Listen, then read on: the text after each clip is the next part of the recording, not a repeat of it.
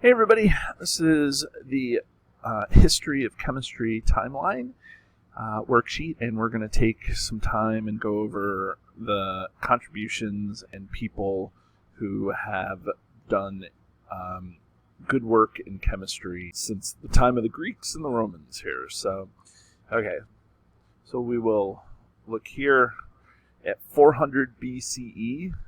This was Democritus. Okay. And Democritus, he coined the term atomos. There's all sorts of things that we could talk about with Democritus, but that's his contribution. And then Aristotle, at 350, give or take, Aristotle, make sure I spell it right. Okay. Aristotle was the one who discounted the atomos, and he had the four-element theory of matter. Okay, and then we move to ACE after the Common Era, and we go here, and this person at this point is Robert Boyle. And Robert Boyle was credited with modernizing science. Woo! Helps if I show you what's going on here. He modernized science through the experimental method, through experimenting strongly, measuring things as accurately as he could, repeating measurements, and so he did experimental stuff.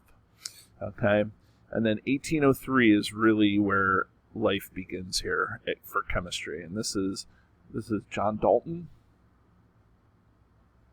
And you can go back to the notes to figure out all the points of that, but John Dalton had the atomic theory. Okay, and so he gets credited with that. Okay, and so now that the atomic theory is there, and the father of modern chemistry has been dubbed, then we have a need to want to develop a periodic table or a way to organize the elements, and that starts happening in 1817. And let me make sure that you can see that. This is Dobereiner. Okay. Wolfgang Johann Dobereiner, okay, in 1817. I'll put that here since you can't see it up top. And Dobereiner, he started doing triads. He grouped elements together in groups of three that we called triads. Okay, tri meaning three. Okay, and then in 1864, I'll bring this down even further here.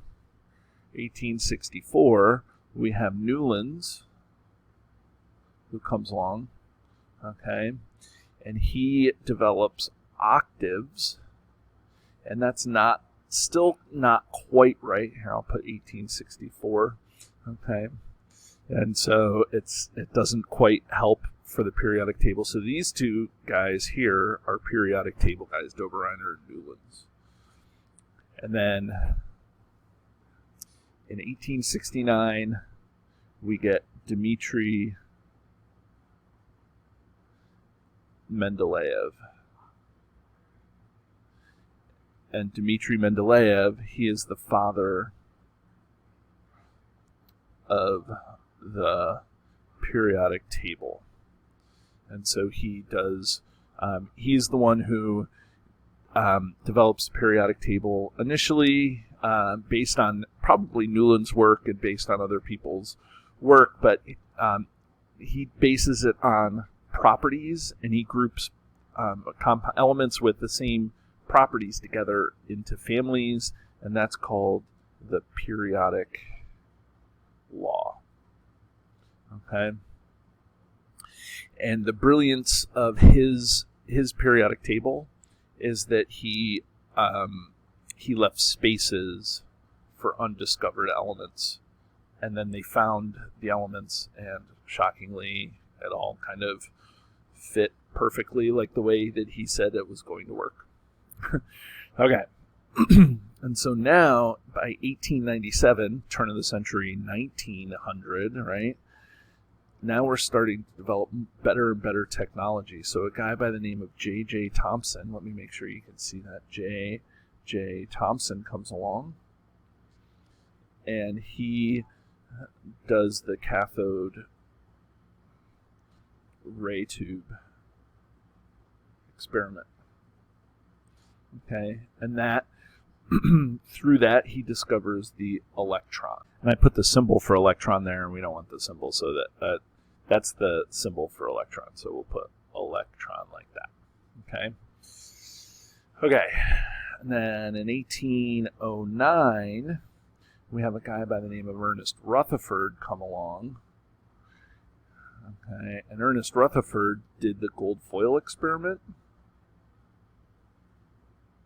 And the gold foil experiment is what allowed us to kind of discover that atoms have a nucleus. Now keep in mind, this is like 100 years ago. So in terms of the development of the picture of an atom, that's not very long ago. Think about it, atoms were first thought of back in 400 or around 400 BCE, and now, 1909, Rutherford comes along and is now really solidifying some of the nucleus that's, what do I want to say, not nucleus, but some of the structure here with the nucleus. Okay, and then in 1913, a little star there, that means that there's two people. So the first one we're going to do is Millikan, and let's see, Robert Millikan did the oil drop experiment, and that determined the charge on an electron. Okay, like the actual number. Okay, so that's so J.J. Thomson discovered the electron here, but 15 years later, Millikan comes along and has the technology good enough to be able to figure out the charge. And also in 1913, we have Moseley. And Moseley, he takes and organizes the periodic table instead of by atomic mass, which is how Mendeleev had it. He organizes the periodic table by atomic number. Mendeleev,